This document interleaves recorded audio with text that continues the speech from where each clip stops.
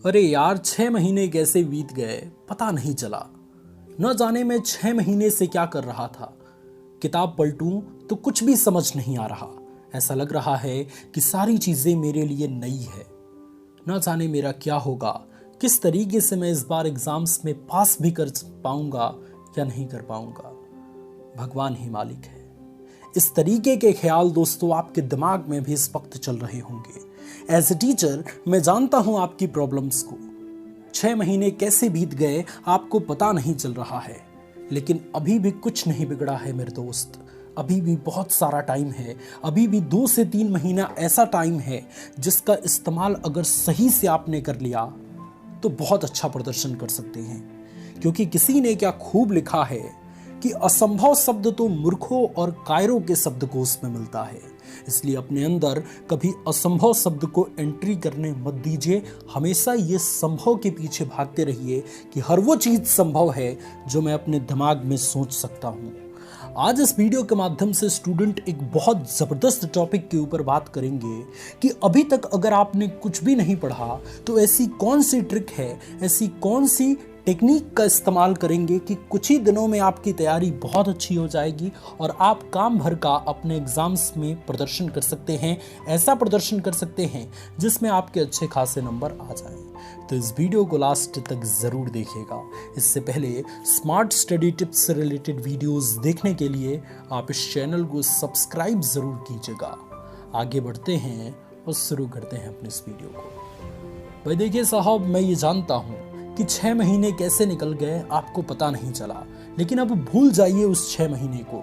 अब इसके बाद आपको अपने दिमाग में उस 6 महीने का ख्याल बिल्कुल नहीं आना चाहिए, क्योंकि अब से आप नई शुरुआत करने जा रहे हैं। और अगर ये 2-3 महीने फोकस होके इस नई शुरुआत के ऊपर अगर ध्यान दे देंगे तो यही नई शुरुआत आपको ऊंचाइयों तक लेके जा सकती है, एग्जाम्स में बेहतरीन प्रदर्शन करवा सकती है। ध्यान से सुनिए मेरी बातों को, एक एक चीज़ को आप अपने दिमाग में फिट कर लीजिए और उसका इस्तेमाल आज ही से होना चाहिए। जिसमें सबसे पहली चीज़ कि सबसे पहले वेरी वेरी इंपॉर्टेंट प्रश्नों को सिलेक्ट करें। दोस्तों आप सभी जानते हैं कि इस बार का माहौल बहुत डिफरेंट है। इस बार काफ़ी सारे स्कूल कॉलेज बंद पड़े हैं और स्टूडेंट्स घर बैठे अपने एग्ज़ाम्स की तैयारी कर रहे हैं। तो आप इसके बीच डिफरेंस समझ सकते हैं कि स्टूडेंट्स को अपने आप से पढ़ना है और ऑनलाइन क्लास का तो आप जानते ही हैं। तो इस तरीके से जो पेपर बनेगा वो ज़्यादा हार्ड लेवल का मेरे ख्याल से नहीं बनेगा। ऐसा पेपर बनेगा जो सारे स्टूडेंट्स कर जाएं। ऐसे तरीके के क्वेश्चन उसमें ऐड किए जाएंगे जो रिपीटेड क्वेश्चन होंगे, बोर्ड में कई बार पूछे जा चुके होंगे। तो अब आपको सभी सब्जेक्ट में ऐसे प्रश्नों की लिस्ट बनानी है जो वेरी वेरी इंपॉर्टेंट है या इसके पहले पूछे जा चुके हैं। अब आप कहेंगे साहब ऐसी प्रश्नों की लिस्ट कहाँ से बनाएं? अरे क्वेश्चन बैंक खरीद लीजिए भाई। क्वेश्चन बैंक में आपको सारे ऐसे क्वेश्चन मिलेंगे जो इसके पहले पूछे जा चुके हैं या वेरी वेरी इंपॉर्टेंट है। तो क्वेश्चन बैंक खरीदिए और क्वेश्चन बैंक खरीद के उन प्रश्नों को सेलेक्ट कर लीजिए। और इसके लिए दूसरी टिप्स आपको हमेशा इस्तेमाल करना है। अब पहली टिप्स में तो मैंने ये बताया कि सभी वेरी वेरी इंपॉर्टेंट प्रश्नों को आपको लिस्ट के तौर पे बना लेना है, उसमें टिक कर देना है। और दूसरा काम क्या करना है कि जो वेरी वेरी इंपॉर्टेंट प्रश्नों की लिस्ट आपने बनाई है, रोज सभी सब्जेक्ट में 1 या 2 प्रश्न हमेशा याद करें। रटे नहीं, याद करें। याद कैसे होगा? एक बार पढ़ जाइए, उसको एक बार लिख दीजिए, फिर दूसरे दिन उसी को एक बार पढ़ जाइए और उसको एक बार लिख दीजिए, याद हो जाएगा।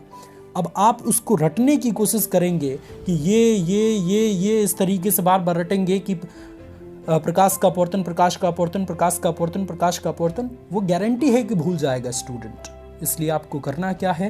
रटना नहीं है। एक बार पढ़ दीजिए, फिर आपको लगेगा कि भूल गए, लेकिन फिर दूसरे दिन पढ़ देंगे तो निश्चित तौर पे वो याद हो जाएगा। अब यहाँ पे तीसरी चीज समझना बहुत जरूरी है स्टूडेंट।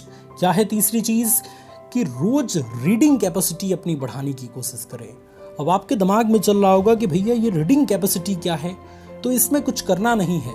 जो भी आपने वेरी इंपॉर्टेंट क्वेश्चंस की लिस्ट बनाई है या फिर ऐसे क्वेश्चन जो आपके बोर्ड में पूछे जा चुके हैं, उसको एक बार आपको पढ़ देना है। रटने के लिए मैं नहीं कह रहा, बस सिर्फ एक बार पढ़ देना है और ये कब करना है? रोज करना है, 2 महीने तक या 1 महीने तक डेली करना है, सभी सब्जेक्ट में करना है। तो ये तीसरे टिप्स का आप इस्तेमाल करेंगे तो चाहे आपको प्रश्न याद हो या ना याद हो, बोर्ड एग्जाम्स में अगर क्वेश्चन पेपर आपके सामने आएगा, प्रश्न सामने आएगा, तो ज़रूर कुछ न कुछ चीज़ें आपको याद आ जाएंगी। और कुछ भी चीज़ें अगर आपके बोर्ड में आंसर के रूप में आपको याद आ गई तो अब आप इतने होशियार हो चुके हैं कि उसका इस्तेमाल करके 1 या 2 पेज लिख सकते हैं, है ना। और बोर्ड में अगर सही तरीके से आपने प्रश्नों का उत्तर लिख दिया तो निश्चित तौर पे आपको नंबर मिलना ही मिलना है। उस प्रश्न से रिलेटेड आंसर लिख दिया तो आपको नंबर मिलना ही मिलना है। तो बिल्कुल परेशान ना हो। परेशान वो होते हैं, असंभव चीज के पीछे वो भागते हैं जो मूर्ख और कायर होते हैं। आप तो बहुत होशियार हैं, तो फिर आप क्यों डरते हैं? आप ये 3 चीजें इस्तेमाल कीजिए कि सबसे पहले वेरी वेरी इंपॉर्टेंट क्वेश्चंस की लिस्ट बनाइए। दूसरी चीज कि रोज इन वेरी वेरी इंपॉर्टेंट प्रश्नों में से 1 या 2 प्रश्न सभी सब्जेक्ट के याद करने की कोशिश करें।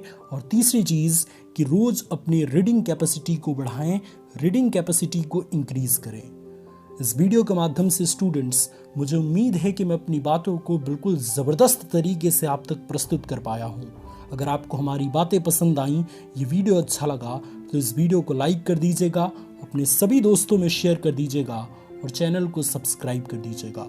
God bless you all, take care.